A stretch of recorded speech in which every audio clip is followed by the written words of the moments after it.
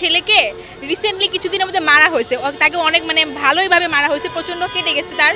তো তাকে হচ্ছে মারার কারণে ঢাকা কলেজের ছেলেরা মনে করতেছে যে সিটি কলেজের স্টুডেন্টরা হয়তো তাকে মারছে, কারণ কিছুদিন আগে একটা প্রবলেম হইলো। তো এই কারণে তারা হচ্ছে কালকে লিগ্যাল নোটিশ দিছিল হয়তো যে তারা আমাদের কলেজের সাথে বা মারামারিতে মানে তারা আক্রমণ করবে, যার কারণে আমাদের কলেজে মানে আমরা ক্লাস করতেছিলাম, সাডেনলি সব টিচাররা এসে বলছে যে তোমরা বেরোতে পারবে না, তোমাদের ক্লাসে থাকতে হবে।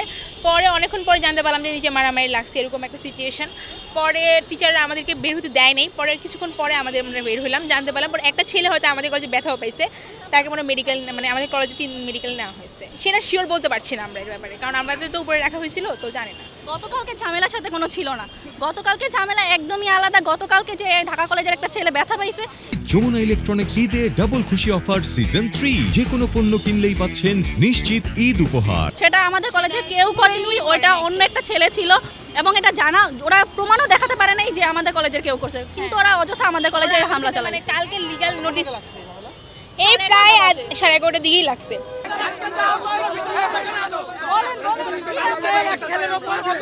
হামলা করা হয় সেটা হচ্ছে ঢাকা কলেজের ইন্টার স্টুডেন্ট, তার পরবর্তীতে ঢাকা কলেজ প্রশাসন এবং ক্রিয়াশীল ছাত্র সংগঠন এমনকি নিউ মার্কেট তারা কেউ বাদিয়া মামলা করে নাই। আমাদের দাবি ছিল যেন তারা মামলা করে, যারা প্রত্যক্ষদর্শী তাকে গ্রেপ্তার করে। তাদের যদি গ্রেপ্তার করা হয় এই মারামারি এই বিবাদ কিন্তু থেমে যাবে, কারণ যে প্রত্যক্ষদর্শী তাকে যদি বহিষ্কার করা হয়, টিসি দেওয়া হয়, এমনি থেমে যাবে।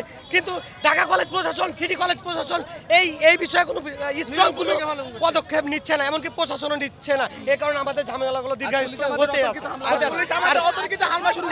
15 তারিখে ঝামেলা হয়েছে, তারপরে ঢাকা কলেজ প্রশাসন, সিটি কলেজ, আইডিয়াল কলেজ, এমনকি পুলিশ প্রশাসন, সেনাবাহিনী নিয়ে আমাদের মিটিং হয়েছে। মিটিংয়ে বলা হয়েছে যারা প্রত্যক্ষদর্শী, প্রথমে যারা দোষ করবে তাদেরকে অনতিবিলম্বে গ্রেপ্তার করতে হবে।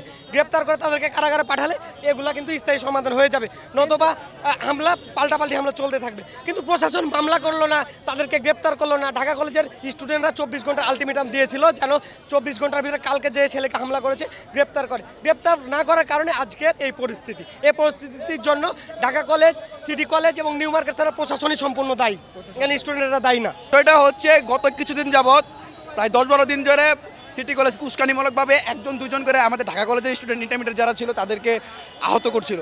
যারা জিগাতলা বা ধানমন্ডির দিকে যায়, ধানমন্ডি 32, ধানমন্ডি 27, গ্রিন রুট এই সাইডগুলো যারা যায় তাদেরকে হামলা করে, ড্রেস পরা থাকলে তাদের ব্যাস আইডি কার্ড ছিঁড়ে নেয়। এবং এই যে গতকাল, বিশেষ করে গতকাল ঢাকা কলেজের ইন্টারমিডিয়েটের ফার্স্ট ইয়ারের একজন শিক্ষার্থী ওভারব্রিজ দিয়ে আসতে পারা হচ্ছিল, অতর্কিতভাবে সিটি কলেজের কিছু শিক্ষার্থী সিভিল ড্রেসে এবং ড্রেসে তারা হামলা শুরু করে এক পর্যায়ে এই পাশ থেকে ওই পাশ পর্যন্ত নিয়ে যায়। ওই পাশ পর্যন্ত নিয়ে যাওয়ার পরে তাকে সিঁড়ি থেকে ফালিয়ে দেওয়া হয়। সিঁড়ি থেকে পরে তাকে গুরুতর সে আহত হয়। আমরা তার সুষ্ঠু বিচার চেয়েছিলাম, কিন্তু এখন পর্যন্ত আমরা কোনো সুষ্ঠু বিচার পাইনি। এর জন্য আমরা সকালবেলা একটা বিক্ষোভ মিছিল, জি পুলিশ জানে, প্রশাসন জানে, এটা নিয়ে কমিটিতে বিভিন্নভাবে কথা হয়েছে।